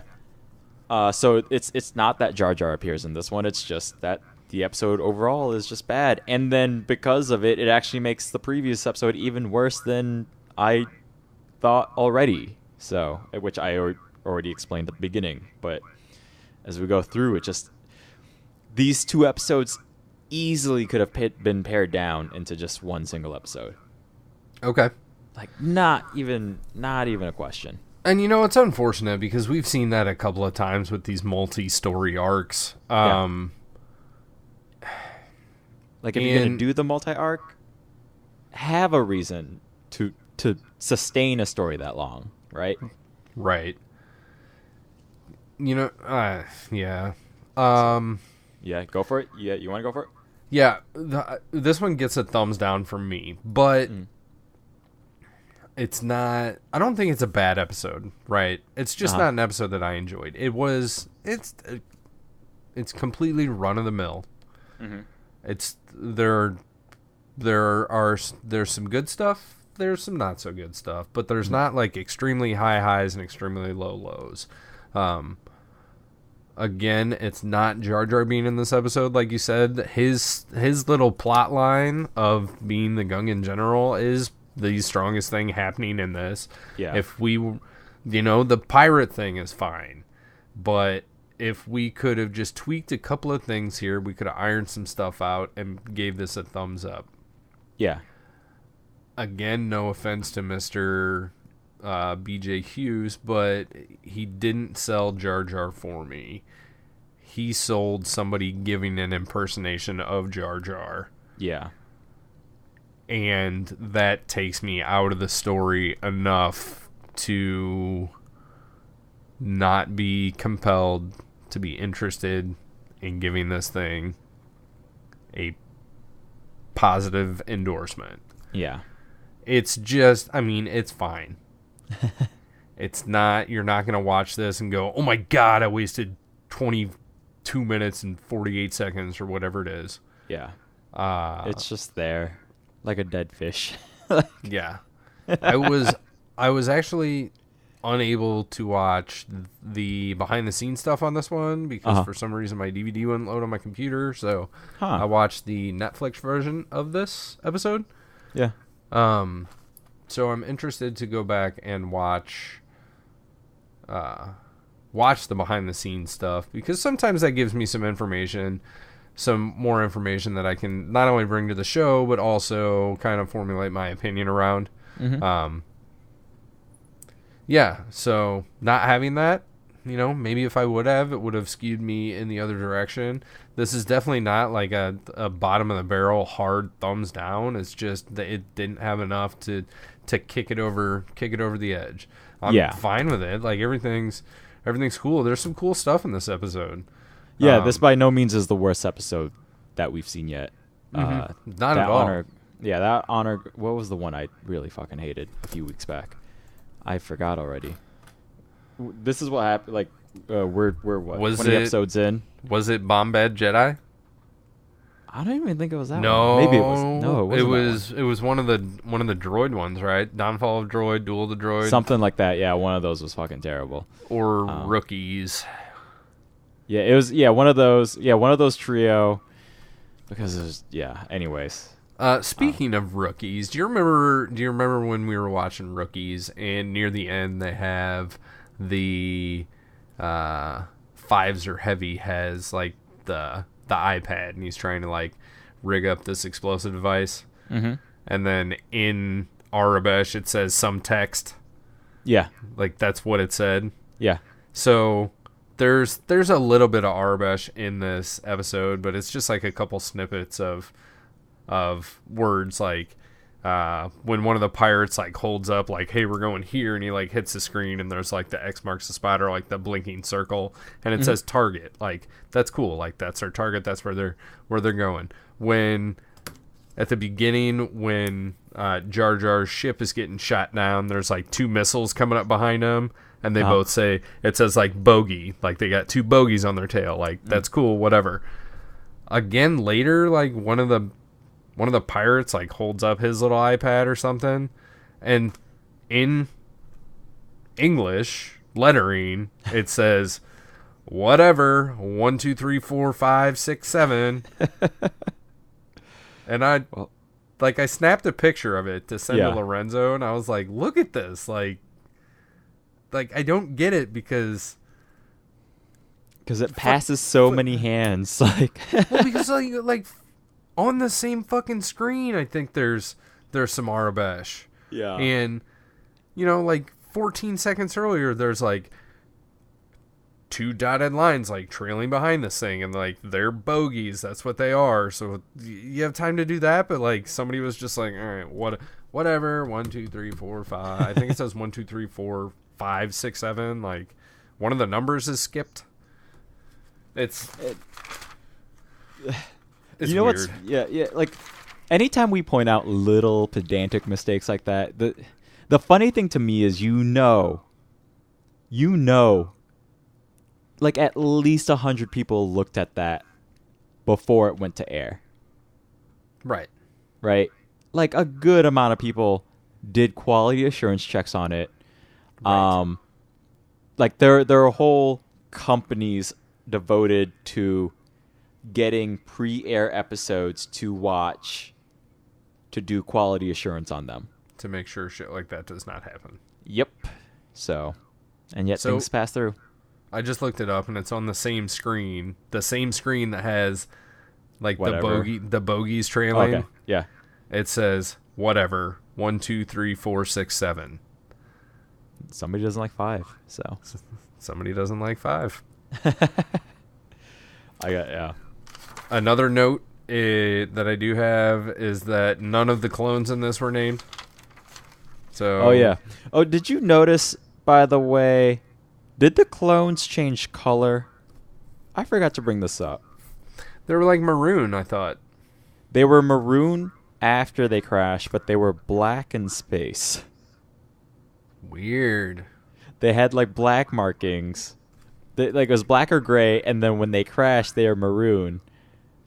I didn't take the note. This one again. Yeah, I didn't take the note because it was kind of going forward, and I didn't feel like pausing or making longer the Jar Jar episode. But yeah, go back and watch. It's a really weird, blatant mistake that I don't. Yeah, because it caught me off guard. I'm like, are these the same? Oh, okay. I guess I don't know where these fucking people came from. Like, interesting. So yeah, take another look at that if you do. It's just right at the beginning. As soon as the clones pop out of the crash ship, they're maroon. Every scene before that, though, they are black or gray of some sort. Interesting. Did you notice what the pirates were called a handful of times? No. Less than a handful of times? No. Sheev calls them. I think it's I think it's like 3 times. I think it's in the newsreel, out of Sheev's mouth, and I think out of Anakin's mouth, but they're called brigands. Brigands. Mm-hmm. So I looked up this term because I didn't know what it was. Yeah. Like, what the fuck is a brigand? Yeah. And a brigand is somebody that cheats or steals or lies, right? So essentially like a pirate. But the term brigand is geographically linked to a mountainous region. Okay. So then I'm like, okay, well, maybe this is like a mountain planet. Nope.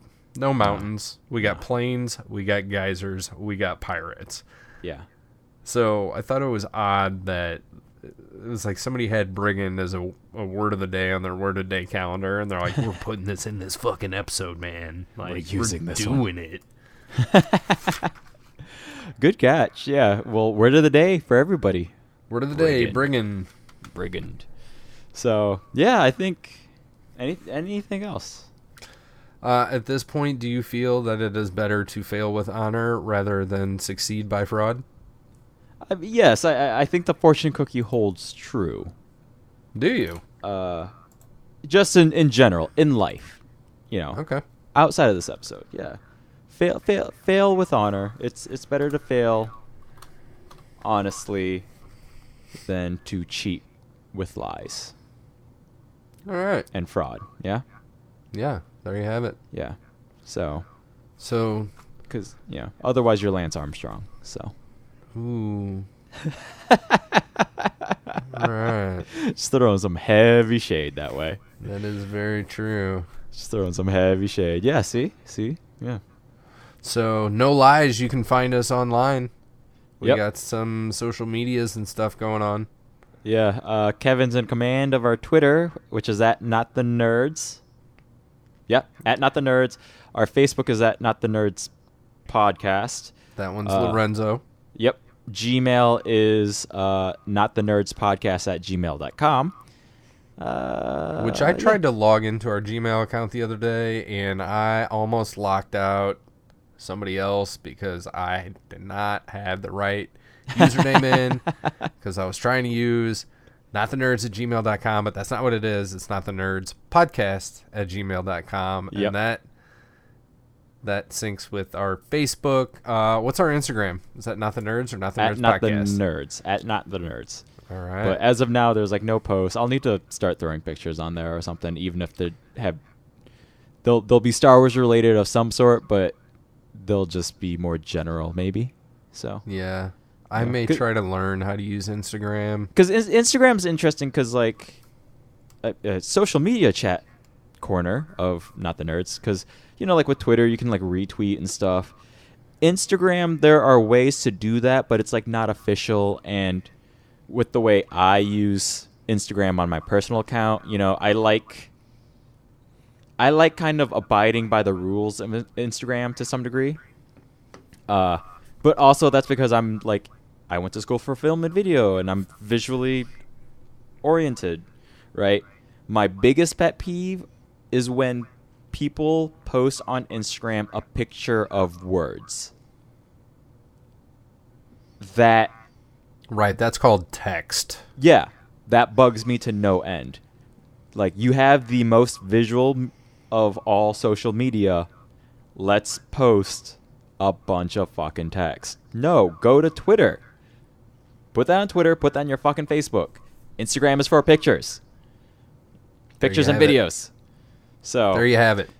So that's why with Instagram it's a little bit harder to try and figure out what to use it for with our podcast, because visually speaking, you and I are in geographically different locations. So it's not even we can post cool pictures of us hanging out doing a thing, because we don't together, right? So yeah, it would be screen caps of me sitting in my basement and me in my kitchen, with my fridge behind me. So so that's why I'll think of something to do with it, but as of right now it's we've got it locked, but it's a thing that we are in control of. Yes, but we have not controlled it beyond just having it. So, but that's all right.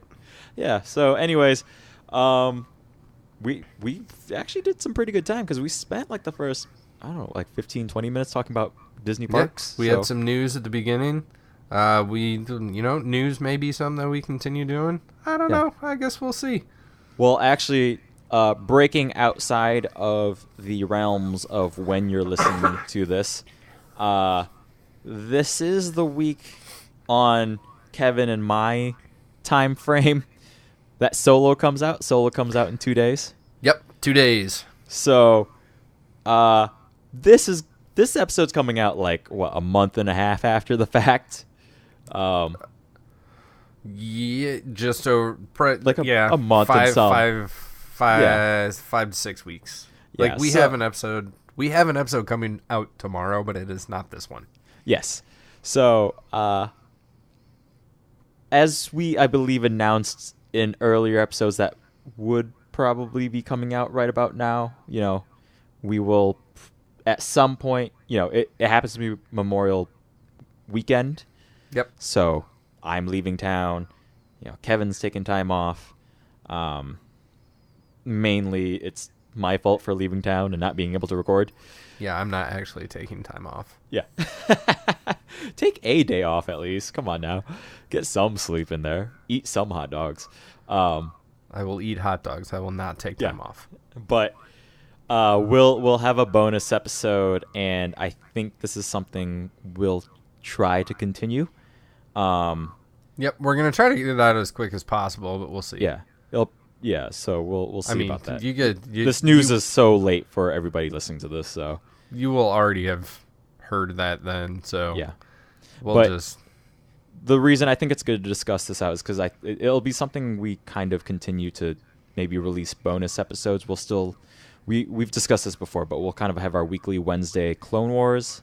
Weekly Wednesday. Yeah, weekly Wednesday, and then whenever we record these bonus things solo, we even discuss kind of going through MCU, sort of things, kind of talking about other things. Kevin and I like to talk a lot, so we like to talk.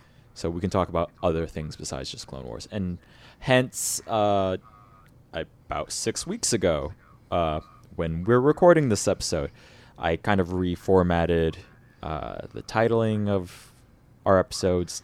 Yeah, just so that when we do have things that are outside of the Clone Wars proper, they're a little more clear on what you're getting in your podcast feed. Yeah, so. And especially like looking down the line of, like 2 years down the line when we do finish up Clone Wars and we move on to Rebels, then it'll be Rebels podcasts, and then we'll talk about Resistance, which is coming out in the fall. So, yeah. Yep.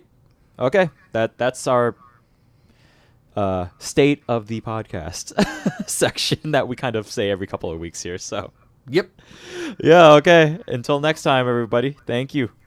Nice hanging out with you, Kevin. Lorenzo, thanks to you. Thanks to Lindsay over at Strange Fantasy Music. Yes. And thanks to Kevin at They Call Me K-Dub on Twitter. Yes. Yep.